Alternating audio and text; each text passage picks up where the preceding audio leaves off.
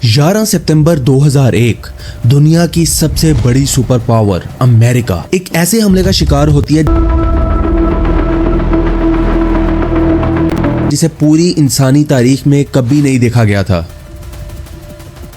सुबह का time 8:46 AM एक प्लेन फ्लाइट नंबर 767 न्यूयॉर्क के वर्ल्ड ट्रेड सेंटर के नॉर्थ टावर से टकराता है।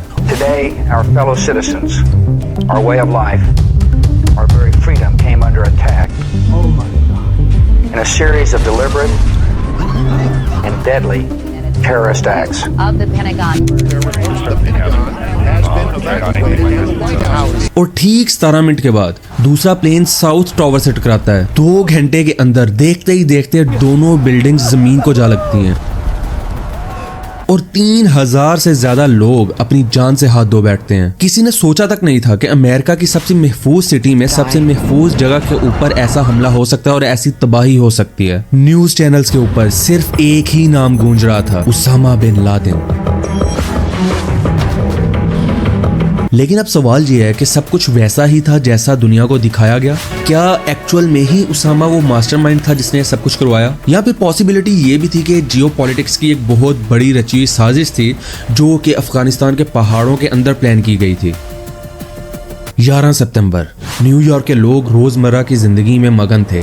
सुबह की रूटीन में अपने कामों को जा रहे थे। ऑफिस के अंदर, शॉप्स के अंदर, हर जगह एक आम तरह का ट्यूसडे लग रहा था। लेकिन 8:46 पर जब प्लेन नंबर 767 और फ्लाइट नंबर 11 ने जाके नॉर्थ टावर को हिट किया, फर्स्ट लुक में सबको यही लगा कि ये सिर्फ एक एक्सीडेंट है, कोई प्लान किया हुआ अटैक नहीं। लेकिन जब दूसरा प्लेन यूनाइटेड एयरलाइन फ्लाइट 175 ने साउथ पोल को जाके टक्कर मारी, तब सब कुछ बदल कर रह गया। पहली बार लाइव टेलीविजन पे इंसानियत ने देखा कि कैसे पूरे शहर का स्काईलाइन धूल और आग में ढल गया। अब यहाँ पे कहानी खत्म नहीं हुई थी। 9:37 पे एक और प्लेन पेंटागन अमेरिका के मिलिट्री हेडक्वार्टर को जाकर हिट करता है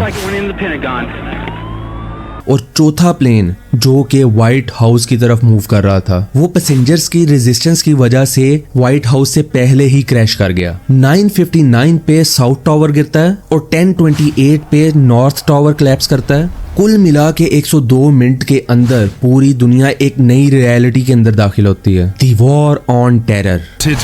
To justice. अमेरिका का पूरा सिस्टम ही कोलैप्स करने वाला था। सारे के सारे एयरपोर्ट्स बंद, व्हाइट हाउस खतरे में और मीडिया बुरी तरह से पैनिक में था।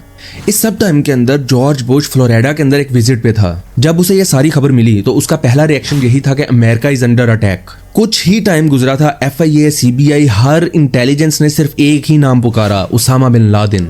अलकायदा का वो लीडर जो अफगानिस्तान की केव्स के अंदर, अफगानिस्तान की गारों के अंदर छुपा हुआ था। CNN और BCC के अंदर जो उस टाइम नैरेटिव सेट किया गया, उस नैरेटिव ने पूरी दुनिया के मुसलमानों के लिए एक नया चैप्टर शुरू कर दिया। लेकिन कुछ महीने बाद जब 9/11 के कमीशन ने अपनी रिपोर्ट लिखी तो ये चीज सामने आई कि अमेरिका के इंटेलिजेंस को बहुत टाइम पहले बहुत सी इस तरह की अटैक की धमकियां मिल चुकी थी कि अलकायदा एक बहुत बड़ा अटैक प्लान कर रहा है। अब यहाँ पे एक और सवाल सामने आता है कि अमेरिका को जब ये सारा कुछ पता था तो वो ये अटैक रोक क्यों नहीं सके? क्या ये कोई सिस्टम फेलियर था या कुछ और प्लानिंग की जा रही थी? 9/11 के हमले के बाद जॉर्ज बुश ने एक इमोशनल ब्लैकमेलिंग स्टार्ट की और एक बहुत ही मशहूर लाइन उसने बोली, either you are with us Or you are with the terrorists. अब ये सिर्फ एक लाइन ही नहीं थी, ये ग्लोबल डिक्लेरेशन थी, बिकॉज टेररिस्ट से मुराद उनकी सारे के सारे दुनिया के मुसलमान थे। 9/11 के अटैक के 1-2 माह बाद ही अफगानिस्तान के ऊपर बुरे हमले होना शुरू हो गए। लेकिन हैरान करने वाली बात यह है कि उसामा बिन लादेन खुद अमेरिका का पहला वॉर हीरो था।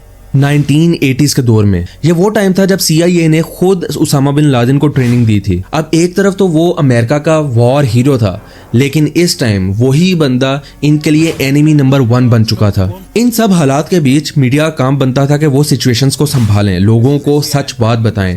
लेकिन मीडिया ने अपना काम शायद ठीक से नहीं किया। पूरी दुनिया के मुसलमानों को आतंकवादी बना के रख दिया, दहशतगर्द बना के रख दिया। उसामा बिन लादेन का नाम दुनिया ने सबसे पहले 1980 के टाइम पे सुना था, जब सोवियत यूनियन ने अफगानिस्तान के ऊपर पहली बार हमला किया। अमेरिका उस वक्त फ्री वर्ल्ड का चैंपियन सोवियत यूनियन के इन्फ्लुएंस को तोड़ने के लिए डेस्परेट हुआ जा रहा था।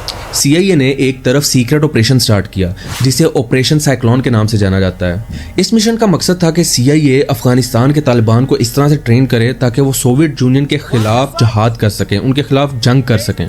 इस टाइम के अंदर इनके साथ था एक जवान Saudi engineer Osama bin Laden. वो अपनी दौलत और अपने जज्बे के साथ अफगानिस्तान पहुंचता है ट्रेनिंग लेने के लिए।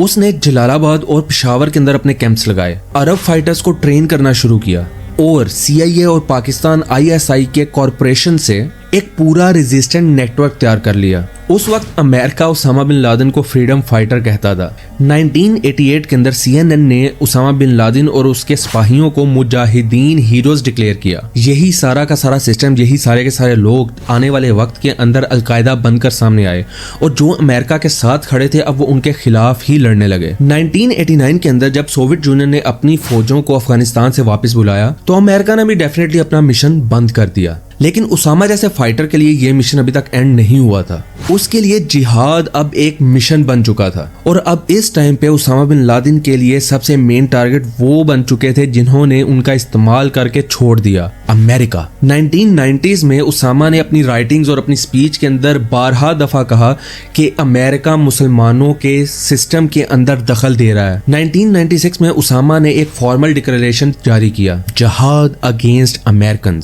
इसी वक्त ये वही टाइम था जब अलकायदा ऑफिशियली ऑर्गेनाइज हुआ। CIA के एक रिटायर्ड ऑफिसर ने 2003 में कहा, We created Frankenstein and now it's out of control.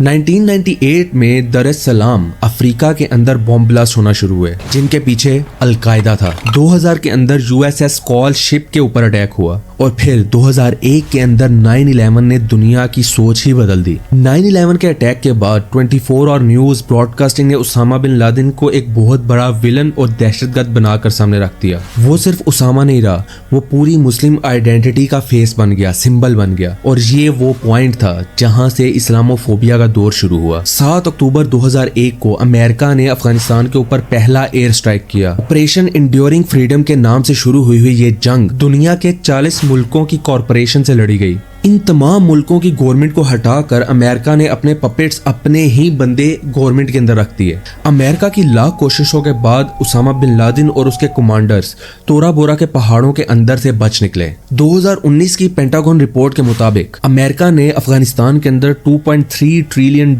लगाए, लेकिन 20 साल लगाने के बाद 2.3 ट्रिलियन लगाने के बाद भी ना तो तालिबान खत्म हुए ना ही अलकायदा। अमेरिका अफगानिस्तान के साथ तो लड़ ही रहा था, वहीं 2003 के अंदर अमेरिका ने इराक के ऊपर भी हमला कर दिया, ये कहकर कि शायद सद्दाम हुसैन के पास वीपन्स ऑफ मास डिस्ट्रक्शंस मौजूद हैं। लेकिन UN इंस्पेक्शन के बाद ये सब कुछ झूठ निकला। लेकिन फिर भी बगदाद को तबाह कर दिया गया और 10 लाख से ज्यादा लोग अपनी जान से हाथ धो बैठे। इराक के ऊपर हमला करने की मेन वजह थी अमेरिका इराक का ऑयल कंट्रोल कर सके। एनी और टॉपिक के ऊपर वापस आते हैं। 9/11 के बाद दुनिया के हर एयरपोर्ट पर, हर वीजा फॉर्म के ऊपर मुस्लिम सिंबल को एज ए टेररिस्ट देखा जाता था। 2022 में ह्यूमन राइट्स रिपोर्ट के मुताबिक वॉर ऑन टेरर के दौरान 9 लाख से ज्यादा मुसलमान मारे गए और 38 मिलियन लोग अपने घरों से बेघर हुए। एनी हाउ 9/11 गया, इराक के ऊपर अटैक गया, सब कुछ होने के बाद उसामा बिन लादेन को वांटेड डिक्लेयर कर दिया गया। 2001 से लेकर 2011 तक,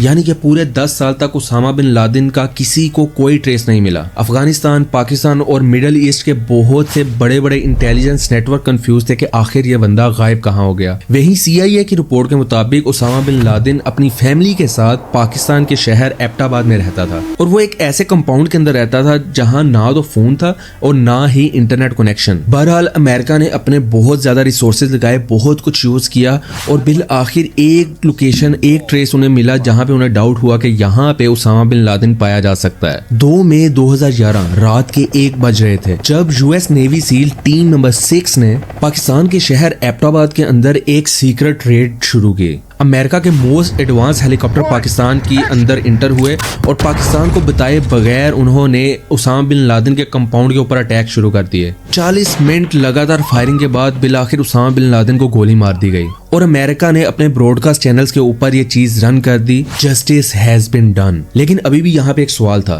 कि आखिर उसामा की बॉडी के साथ क्या किया गया। उसकी बॉडी को लोगों के सामने क्यों नहीं लेके आया गया। व्हाइट हाउस रिपोर्ट के मुताबिक उसकी बॉडी को वेस्ट कर दिया गया, लेकिन उस वेस्ट के भी अभी तक कोई मटेरियल नहीं मिले।